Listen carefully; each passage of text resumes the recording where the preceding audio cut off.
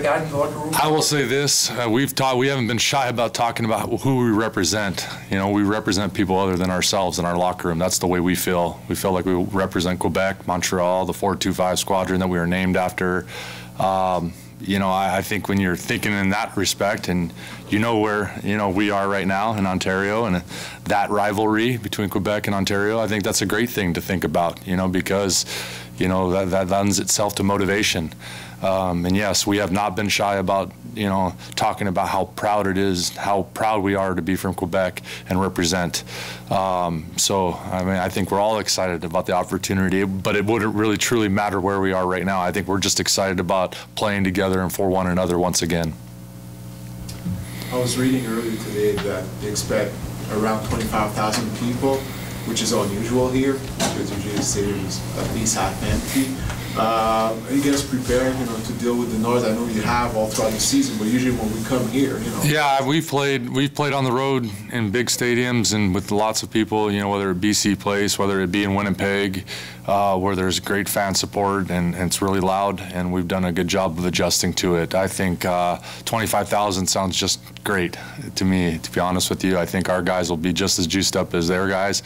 I think that ambiance that the crowd can provide, I think helps both teams, to be quite honest with you. So I think we'll all be excited about that opportunity, but we'll be prepared and ready for the noise or whatever comes with it. Signification particulière parce que c'est Toronto, parce qu'il y a une rivalité évidemment, parce que le gameplay peut être plus spécial pour des gars comme toi.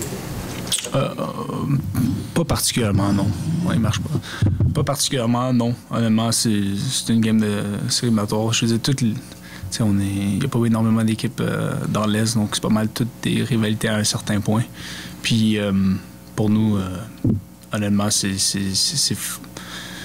focus 100% sur Toronto, sur le match. Puis le mindset en ce moment est vraiment, on est dialed in. Puis beaucoup a été dit sur ce match-là.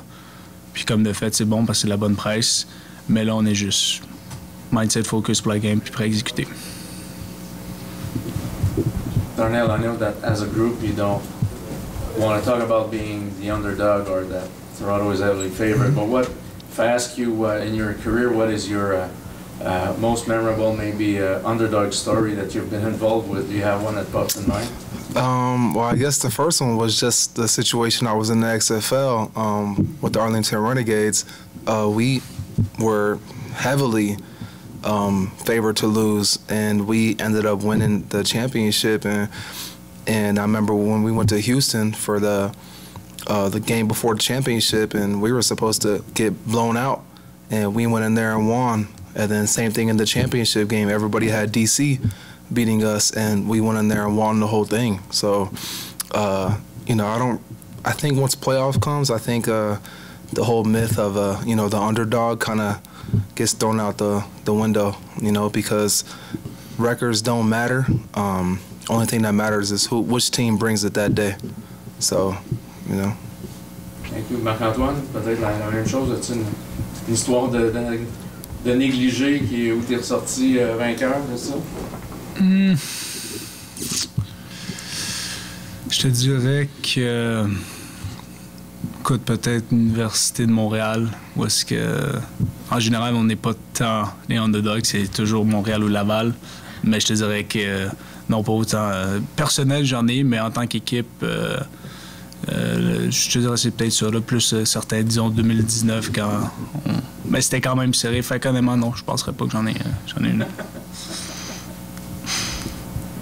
This morning, Kelly and Hula told us how versatile you guys are on the defense side of the ball. Mm-hmm.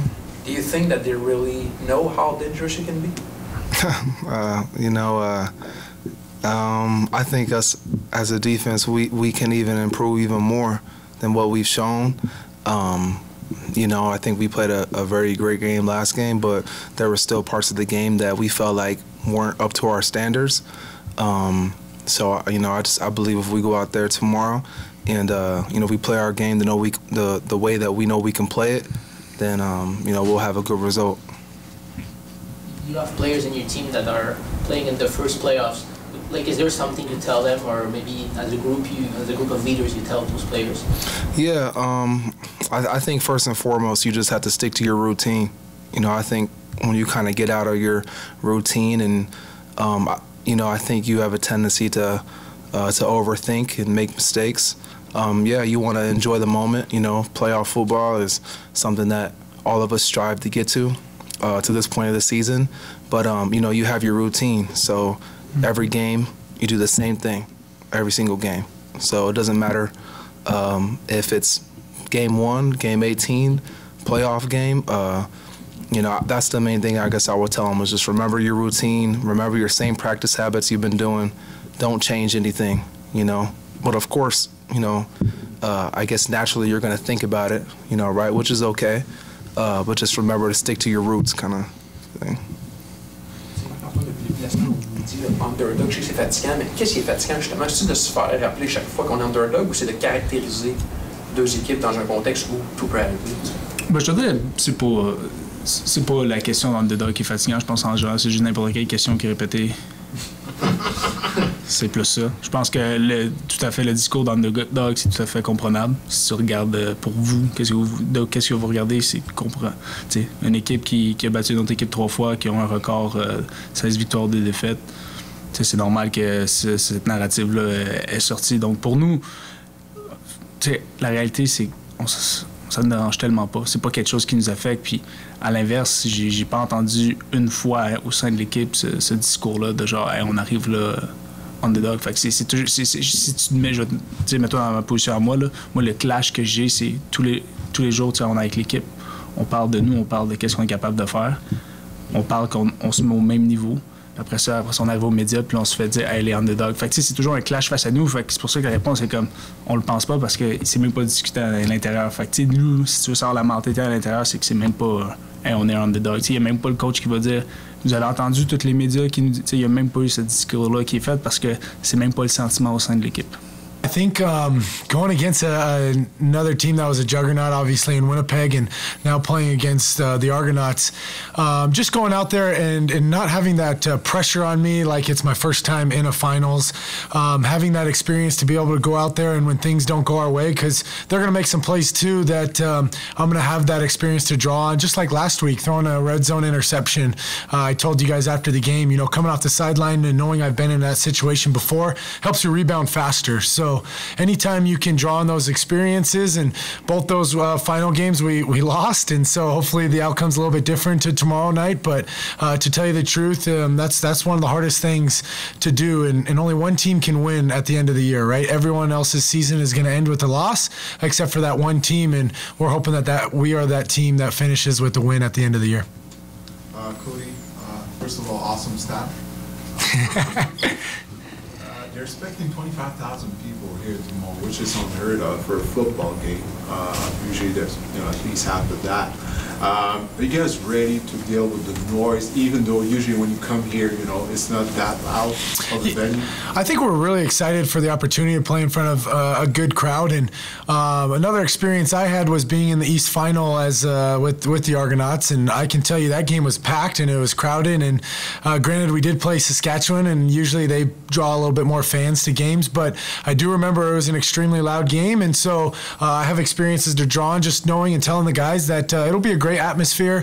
Everybody loves a winning ball club, right? So they're going to come out, they're going to support their team, and I'm sure we're going to have a lot of our fans come over because it's a short trip, and so we're excited to play in front of our own fans too, the ones that make the trip and make us feel a little bit more at home here. So I think we're just excited for the opportunity, and that's what makes the playoffs just so energetic, is when you have a great crowd behind you. Like our game last week was incredible. You can feel it from the kickoff, just how live and how much buzzing it was going on in that stadium. And so I think the same thing's going to happen tomorrow, and we're excited for that opportunity. And as a quarterback or as a player, I find that it feels a lot better to silence 30,000 people when you score a touchdown as opposed to hearing 30,000 people roar when you score a touchdown. There's just something about that, to me, that's a little bit different. Ici, en tant que gars de Montréal, est-ce que ça a toujours un caractère spécial de jouer contre Toronto en série, connaissant l'historique, mais tu sais, Québec-Ontario, Canadien libre, c'est encore de quoi de spécial quand même? C'est sûr, c'est spécial. Tu sais, en grandissant à Montréal, c'était toujours les Canadiens puis les Maple Leafs. Puis même encore aujourd'hui, c'est quelque chose de gros. Mais n'importe quand qu'on peut venir en Ontario puis jouer contre soit les Argonauts ou peu importe les autres équipes, c'est toujours quelque chose de spécial. Il y a une rivalité quand même entre les deux provinces. Puis moi, j'adore ça. C'est le fun. Ça donne une ambiance spéciale. Puis et spécialement pour les séries, c'est quelque chose de spécial. Avec le temps, Kristian, tu es arrivé dans la Ligue, les Alouettes participaient souvent à cette finale de l'Est, même la Coupe Grey. Il y a eu un petit creux de vague, là, vous redécouvrez peut-être ces plaisirs-là, mais le temps n'arrête pas. Toi, comment tu le vis? Plus tu avances dans ta carrière, ces matchs éliminatoires-là, puis les possibilités d'atteindre la Coupe Grey?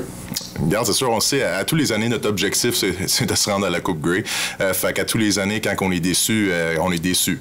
Fait qu'il faut vraiment prendre conscience que quand on a la chance, il faut prendre la chance de pas seulement avoir du succès, mais aussi d'avoir du fun avec nos coéquipiers. Moi, c'est quelque chose que je dis à tout le monde, c'est que just embrace the moment, comme que je dis à tout le monde. Parce qu'on sait jamais c'est quand ça va être la prochaine fois qu'on va avoir la chance. Si tu m'aurais demandé, voilà, quelques années, combien de temps que ça serait entre les chances, j'aurais dit c'est pas long, mais là on voit un gars comme moi que ça fait longtemps que je suis ici avec Montréal, ça a pris du temps, pour revenir, juste de se rendre dans les séries. Fait que pour moi c'est quelque chose de spécial, puis vraiment faut pas prendre ça pour acquis, faut être prêt, faut jouer du football dominant, puis juste s'amuser en même temps. En parlant de football dominant, on a parlé toute la semaine de l'importance de courir avec le ballon. C'est quoi pour vous la clé dans le fond dans ce match-là pour être capable de contrôler la ligne défensive des Argonauts? Pour nous autres, c'est vraiment de dicter le ton dès le début. Nous autres, on va être physique avec eux autres, on va être capable de courir pendant le match, mais aussi, garde, faut pas faire des erreurs, faut limiter les erreurs. Je pense que la semaine passée, on a quand même bien joué. Je pense qu'on a dicté le ton dès le début. On a montré qu'on allait être physique tout le match, et puis ça a rapporté fruit. Fait que pour nous autres, c'est de continuer du football Alouette comme on a fait depuis les 6-7 dernières semaines, et puis de limiter nos erreurs, et puis si on fait ça, ça nous donne des bonnes chances.